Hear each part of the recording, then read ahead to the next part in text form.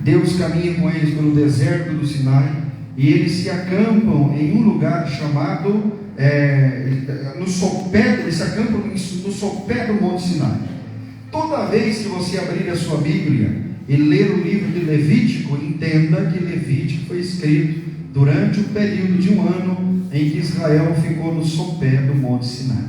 Toda vez que você lê Levítico na Bíblia, aquilo ali foi dado a eles enquanto eles estavam no sopé do Monte Sinai. Agora, toda vez que você ler o livro de Números, você deve entender que o livro de Números foi escrito em um período de mais ou menos 38 anos. O que significa isso? Que aquilo que eles aprenderam em um ano, eles levaram 38 anos para cumprir.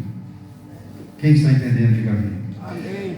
Deus, eles ficam ali cerca de um ano, aí Moisés conta ao povo e diz assim: agora nós vamos subir. E eles sobem até um lugar chamado Cades Barneia. Eles param em Cades Barneia. Neste ambiente, Moisés chama 12 homens e diz: agora eu quero que vocês vão até a terra prometida, que Deus tem prometido para nós. Sonde a terra e traga as notícias desta terra para nós. Sabe a impressão que nós temos? É que Moisés chegou em Cades Barneia e disse assim: vai até ali o Gulang, ou até o Pilarzinho, veja como é que está a terra e volte aqui. Querido, era 380 quilômetros do chinelo, não era coisa pertinho. Eles caminharam mais de 300 quilômetros para chegar lá, era longe o negócio. Eles foram até lá, 40 dias ficaram sondando a terra, e eles voltaram, e eles observaram coisas interessantes. Eles disseram: a terra mana leite e mel, leite de cabra e mel de tâmaras.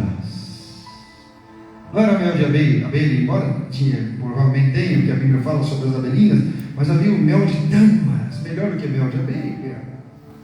Eles então comem o mel, observam o figo, e observam que precisava de 5 homens para carregar um caco de uva. Eles têm toda uma visão da terra. Então eles retornam, e quando chegam diante de Moisés, Moisés pergunta: como é a terra? Moisés: a terra mana leite e mel, a terra é extraordinária. A terra tem figo, a terra tem uva. Imagina se houvesse melancia, daria para entrar na melancia e sair do outro lado, assim, fazer um túnel dentro da melancia. Tão grande que era o negócio, se houvesse melancia lá. Mas irmãos, era uma terra extraordinária. Só que quando Moisés diz: vamos tomar a terra, 10 homens se afastam e dizem: Moisés, nós entendemos que Deus tem uma promessa, nós entendemos esse mistério, mas tem um detalhe: a terra é complicada porque está cheia de gigante, e aos nossos olhos somos semelhantes a gafanhotos, e aos olhos deles nós também somos semelhantes a gafanhotos. Aqui eu chamo de síndrome de gafanhoto. Existe um monte de pessoas dentro da casa de Deus que servem um Deus grande, adoram um Deus grande, um Deus poderoso, um Deus extraordinário, um Deus glorioso, um Deus que faz, um Deus que tem, um Deus que é. Mas quando Deus diz é tempo de conquistar, ele se sente pequeno, mesmo tendo um Deus grande em sua vida. Eu tenho uma palavrinha para isso. A palavra é incredulidade, que significa descrença, falta de fé, irreligião, ateísmo. É descrer daquilo que Deus prometeu, daquilo que Deus falou. E quais são as atitudes então que caracterizam uma pessoa incrédula? Número 1, ele duvida das promessas de Deus. É a primeira coisa, ele duvida das promessas de Deus. Esses 10 homens demonstraram que eram pessoas dominadas pela incredulidade. Eles duvidaram da promessa de Deus. Deixa eu falar uma coisinha para você aqui esta noite. Por mais absurdo que seja, se Deus lhe prometeu alguma coisa, creia, porque Deus vai fazer para a glória do seu precioso nome. Diga para 3 pessoas cheirosas perto de você, diga: por mais absurdo que seja.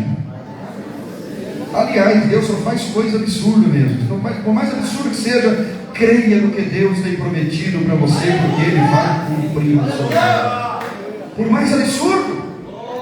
Irmãos, diga para mim se sair água de rocha não é absurdo.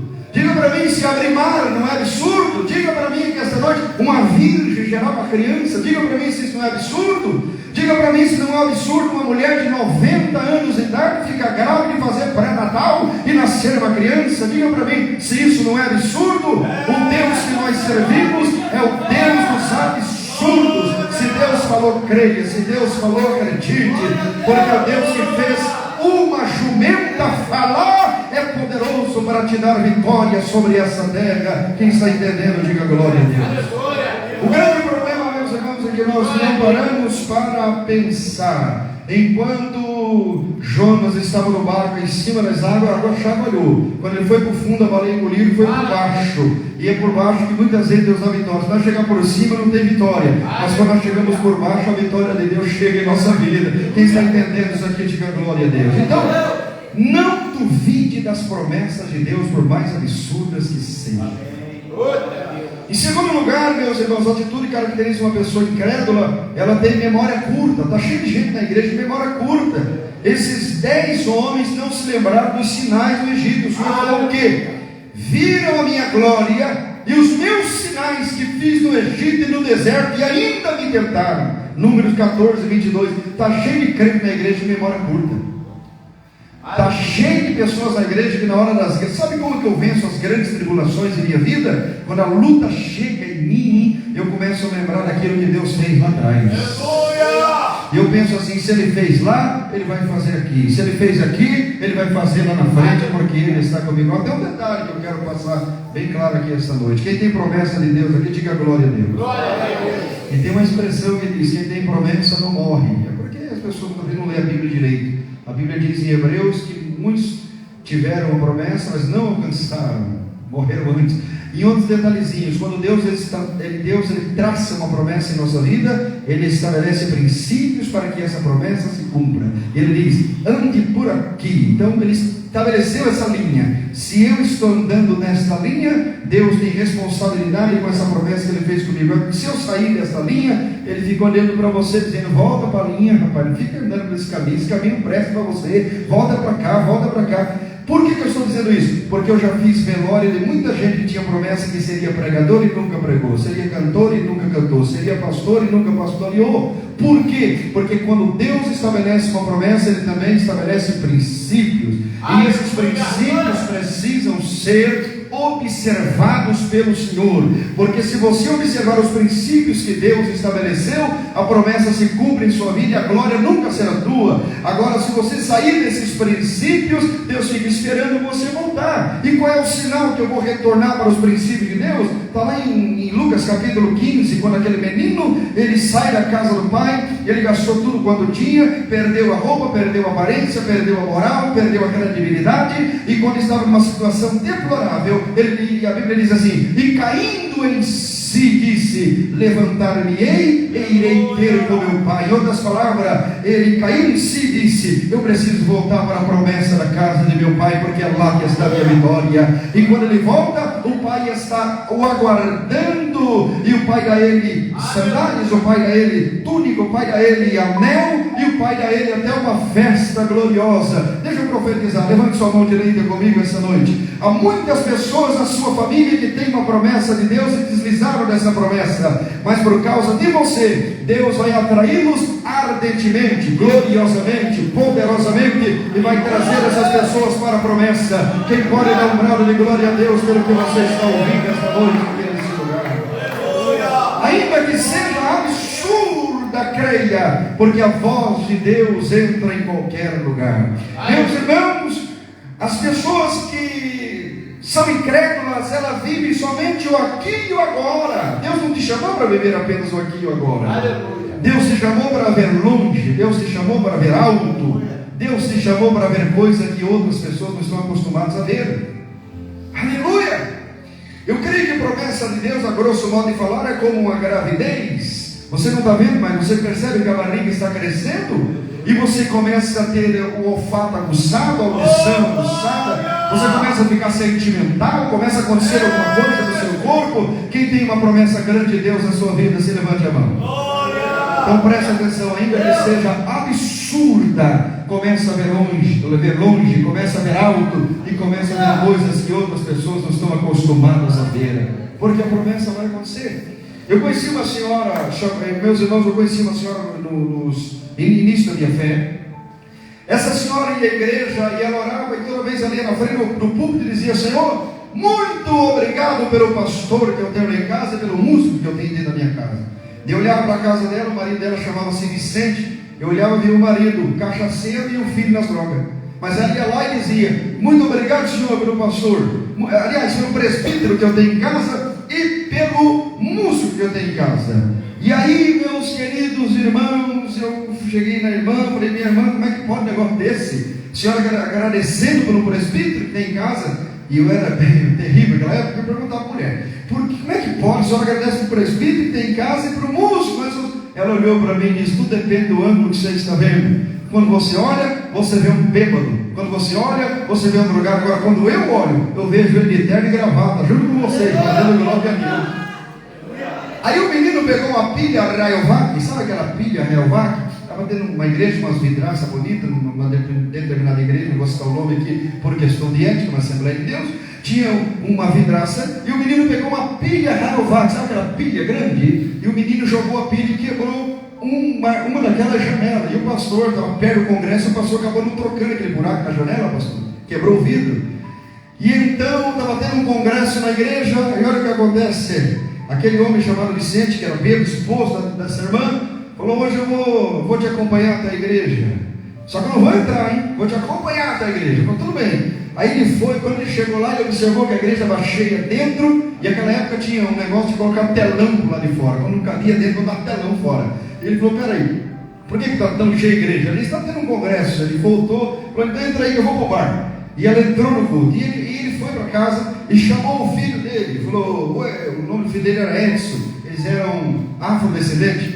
Ele disse: vem aqui, Edson, nós vamos lá no culto onde a sua mãe estava, está muito cheio, quero ver o que está acontecendo lá. E ele foi se apertando, e chegou bem naquele vidro quebrado, tinha um buraco, e ele ficou naquele buraco, ouvindo o culto, assistindo o culto, por aquele buraco o menino tinha quebrado. E ele ficou olhando. Na hora do apelo, ele levantou a mão lá fora, aceitou Jesus. Alguém orou com ele ali, ele combinou com o pastor, dizendo: pastor, eu não quero que ela saiba que eu sou crente a partir de agora, que eu vou fazer uma surpresa para ela. Aí ele fez o discipulado escondido, ele e o menino fizeram o discipulado escondido, porque os dois aceitaram Jesus, discipulado escondido. No dia do batismo, aquela surpresa, na hora que vai entrar nas águas, a irmã começa a olhar, a dona Edith começa a olhar, e ele dizia: mas ali não é o Vicente, tá ali, mas não pode, o Vicente, não é que está ali o Vicente? O filho e o marido descendo as águas batismais e sendo batizados em nome do Pai, do Filho e do Espírito Santo. Sabe o que é isso? É o poder de Deus que faz essas coisas. Tudo depende do ângulo que você está vendo. Como é que você está vendo a situação que você está enfrentando? Pastor, eu creio na promessa, eu acredito, eu não vivo aqui e agora. Então beleza, a vitória vai ser grande na sua vida, porque lá na frente já está o teu milagre. Quando alguém chegar para você e disser assim: olha, meu amigo, a situação não vai mudar, você diz assim: vai, porque eu já estou vendo a minha vitória lá na frente. Aleluia, vai cair uma unção de Deus sobre nós agora. Quem quer receber? Levante as duas mãos assim ao céu e enche essa casa de glória a Deus, se você puder. Um minuto de adoração no nome do Senhor. Deus tem compromisso com aqueles que creem naquilo que Ele prometeu. Louvado seja o nome dEle para todos sempre.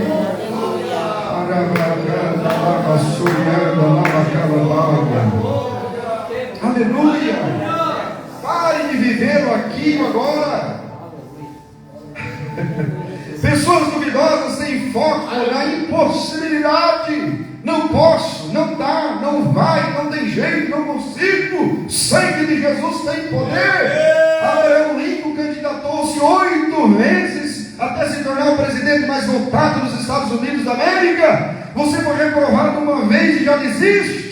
Está na hora de você assumir a sua postura aqui esta noite, a dizer: Deus é comigo, independentemente de qualquer coisa, Deus está comigo.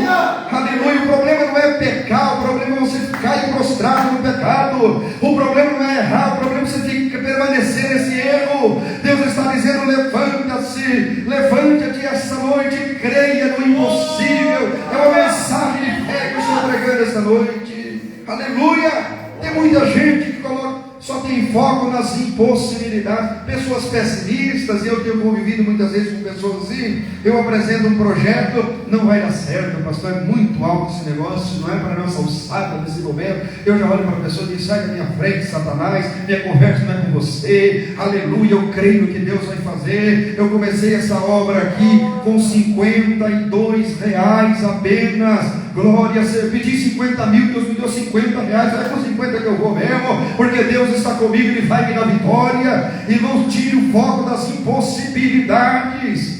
Pare de crer só na derrota, como aquele desenho antigo: ó vida, ó céus, ó desgraça, ó sofrimento, e o marido com o chapéuzão na cabeça do trabuco, essa mulher que eu estou perdendo. Para com isso, meu irmão. Tire os olhos das impossibilidades. Comece a olhar que você tem um Deus grande, todo poderoso, para te dar vitória.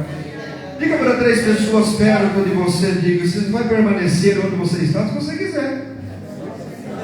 Olhe de novo aí, com todo respeito e carinho, fale para ele assim: se amanhã você não for melhor do que hoje, o dia de hoje não prestou na sua vida.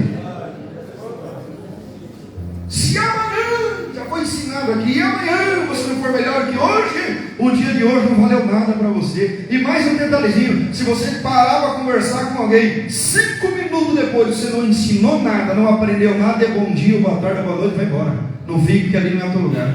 Você tem que ensinar, ou você tem que aprender toda vez que você conversa com alguém.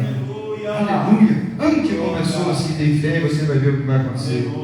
Quais são outras atitudes de pessoas que não creem? Pessoas que não creem contagiam as pessoas que estão perto. Ele já não crê, aí ele começa a conversar com as pessoas. Sabe aquele tipo de gente que você conversa com ele, tu chega e diz assim: irmão, eu estou com uma dor no estômago. A pessoa diz: é queimado ou é agulhado? Aí você diz assim: agulhado. A pessoa diz: a minha é queimada, eu fui no médico e disse que é câncer. Aí você diz: meu Deus, eu estou com câncer pior que o dele. E quando você vai ver, está com câncer mesmo. Porque você está olhando, porque essa desgraça de não crer nas coisas de Deus contagia. Esses espias infamaram a terra que tinham espiado perante os filhos de Israel e conseguiram enganar milhares com eles, que começou uma rebelião no meio do povo, porque eles não estavam crendo. Quando nós não cremos no que Deus falou para nós muitas vezes contagiamos as pessoas que estão à nossa volta. Imagine, eu sou pai de família, tenho minha esposa, sou casado há 25 anos, tenho minha esposa, tenho 3 filhos. Imagine minha esposa chegar para mim e dizer assim: ô meu amor, estou numa luta tão grande. Eu olho para ela e digo assim: é verdade, filha, você não vai vencer essa luta não, viu? Ai meu Deus, eu também estou sentindo que sou derrotado aqui. Irmão, eu tenho que manter minha postura. Quando ela está com a cabeça baixa, eu digo: querida, pode ficar tranquilo, eu vou orar por ti, Deus vai dar vitória, porque essa é a promessa de Deus em nossa vida. Quando a minha filha também me ajuda a vida dentro do quarto, eu entro lá e digo: ô querida, tudo bem contigo? Está acontecendo alguma coisa? O pai chegou aqui para orar contigo nesse momento, vai dar vitória. Ela tem que olhar para mim e ver que eu estou inflamado pela fé naquilo que Deus me prometeu. Agora imagine minha esposa olhar para mim e dizer: querido, eu estou desanimado com a igreja. É verdade, vamos fechar a igreja, amor? Vamos fazer isso? Irmão, pare de contagiar as pessoas com coisas negativas. Comece a contagiar as pessoas com coisas positivas. Diga: quando a pessoa disser eu estou enfermo, você diz: Jesus cura. Quando a pessoa disser eu estou fraco, você diz: Jesus fortalece. Quando a pessoa disser eu não tenho força de orar, você diz assim: eu vou orar por você, Deus vai te dar força. Quando a pessoa disser para você: minha família não tem mais jeito, você vai dizer: não, Deus salvou a minha, pode salvar a tua família também. Irmãos, nós precisamos contagiar as pessoas com palavras de vitória. Quem está entendendo que eu estou pregando aqui esta noite? Que tipo de portador de notícia você é? Quais são as notícias a teu respeito? As notícias de Manassés ou as notícias de Josias? As notícias de Manassés eram notícias de desgraça. As notícias de Josias eram notícias de vitória. Irmãos, que tipo de crente você é? O Ahimaas, que só trazia notícia ruim para Davi? Que tipo de notícia você quer trazer? Ou você é um Benaia da vida? Deus está procurando Benaias aqui essa noite. Sabe qual era o papel de Benaia? Benaia não pregava no púlpito, Benaia não ensinava na congregação de Israel, Benaia não estava nem no palácio de Davi.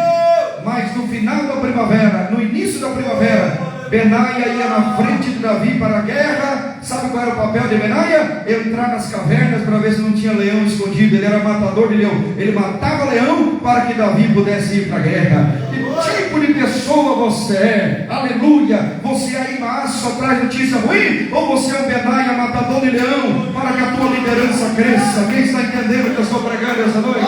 Que tipo de notícia você tem portado na sua vida? Aleluia! Quem quer ser um Benaia aqui? Imagina Benaia com a espada entrando na caverna: vou matar esse leão, porque o meu rei tem que descansar dentro dessa caverna. Ele era um matador de leão. Glória a Deus. E você olha para a Bíblia e você consegue ver o Joabe, você consegue ver aqueles grandes homens que andavam com Davi, mas raramente fala de Benaia. Mas Benaia desenvolveu um papel maior. Às vezes nós olhamos o convés do navio e esquecemos a galés, a diaconia que está remando lá embaixo. Irmãos, não precisa aparecer. Tem muita gente que aparece e não tem a glória de Deus, e tem muita gente que nem está aparecendo e Deus está com um sorrisão olhando para essa pessoa. Quem está entendendo o que eu estou pregando aqui essa noite para você? Então creia no que Deus está falando essa noite. Irmãos, pare de contagiar as pessoas com coisas ruins. Desligue aquele programa lá de coisas ruins. Pelo amor de Deus, como é que você consegue assistir o Jornal da Globo e ainda sentir a presença de Deus no culto? Não tem possibilidade, só desgraça naquele trem? Só coisa ruim? Essas coisas contagiam a nossa vida. Outro detalhezinho, de pessoas que não creem, eles têm complexo de inferioridade. O miserável parece um galã de novela e se sente feio. A mulher é linda e se sente feia. Isso é complexo de inferioridade. E quando temos o complexo de inferioridade, nós caímos no erro de começar a fazer comparação com outras pessoas. Presta atenção, a armadura de Saul é para Saul, a armadura de Davi é para Davi, a armadura de Josué é para Josué, e a armadura de Moisés é para Moisés. O que é de Davi não serve em você, agora o que é teu jamais vai servir para Davi. Seja você mesmo, pare com esse complexo de inferioridade. Eu estou muito gorda, eu estou muito magra, eu estou muito feia, o meu rosto está desse jeito, não tem jeito para mim. Irmãos, tem coisas que não tem como arrumar, só na transformação do corpo, no arrebatamento que vai arrumar. Enquanto você estiver aqui, aceite quem você é diante de Deus, e você vai ver o que Deus vai fazer na tua história. Quem está entendendo o que eu estou pregando esta noite da glória a Deus? Aleluia. É até o tal de Marrone que fez um negócio no rosto, não tem mudança nenhuma, mas tudo bem. Aqui, queridos irmãos, as pessoas têm complexo de inferioridade. Vocês estão rindo, vocês viram também. Complexo de inferioridade. Edita esse negócio, por favor. Complexo de inferioridade, irmãos. Um outro detalhezinho, esses espias também se consideravam fracos, impotentes, disseram, também vimos ali gigantes, filhos de Anak, descendentes de gigantes, e éramos aos nossos olhos como gafanhotos. Números 13:33. Aos nossos olhos como gafanhotos. Eles eram uns caras bonitos. Quando olhavam no espelho, viam um gafanhoto, aquelas duas garras fazendo assim. Tem gente que é desse jeito, irmão. Ele é uma águia, mas quando olha no espelho, ele se sente uma galinha da Angola. Estou fraco, estou fraco, estou fraco, estou fraco. E é uma águia. Você já viu, irmão? É desproporcional a águia andar no meio de galinhas. Você já reparou? A águia é uma coisa linda. Imagina uma águia atrás. As galinhas andando, a águia assim, comendo. A galinha desse tamanho, a águia gigante, comendo junto com as galinhas. Acontece muitas vezes. Tem muitos cristãos desse jeito, irmãos, na casa de Deus. Muita gente. Agora vamos lá para encerrar. Pessoas que não creem, eles mantêm o Egito dentro de si. Eu vou fechar aqui que não vai dar tempo, mas eles mantêm o Egito dentro deles. Depois deste relatório pessimista, o povo chorou naquela mesma noite, porque toda pessoa que não crê contagia o povo, faz o povo chorar mesmo, né? Chorou e murmurou contra Moisés, aí Arão, toda a congregação disse, se morrêssemos na terra do Egito. Números 14, 1 e 2, eles estavam sentindo saudade da cebola do Egito, do alho do Egito, da sepultura do Egito, porque não estavam crendo na promessa de Deus. Que saudade do Egito. Aí Deus diz para Ezequiel, eu vou concluir aqui, tá? Deus diz assim, Ezequiel, diga para esse povo que eu tirarei deles o coração de pedra e vou colocar deles um coração de carne. Aí você lê isso, você diz assim, o que Deus estava querendo dizer quando disse que vai tirar um coração de pedra e dar um coração de carne? Todo faraó, quando morria, eles mumificavam ele, e antes de mumificar, abriam o peito do faraó, tiravam todas as vísceras, e no lugar do coração do faraó eles colocavam uma pedra em forma de coração ali dentro. É comum encontrar nas múmias um coração de pedra. O que simbolizava aquilo? Que o faraó estava levando para o outro lado da vida, como aquela pedra eterna, ele estava levando para o outro lado da vida tudo aquilo que pertencia ao Egito. Quando Deus diz, tirarei de vocês o coração de pedra, Deus estava dizendo, eu vou tirar de vocês o coração egípcio. Eu vou tirar de vocês o desejo das coisas lá do mundo. E vou colocar dentro de vocês um coração sensível à minha palavra. Aleluia. Estreitou, né? Você viu? Glória a Deus, até diminuiu. Mas não tem problema não. Isso também é atitude de muitas vezes quando nós não cremos o que Deus está falando. Deus está dizendo esta noite, irmãos, que é para você focar naquilo que Ele tem na sua vida. Fique em pé, deixa eu orar com vocês. Não vou atrasar.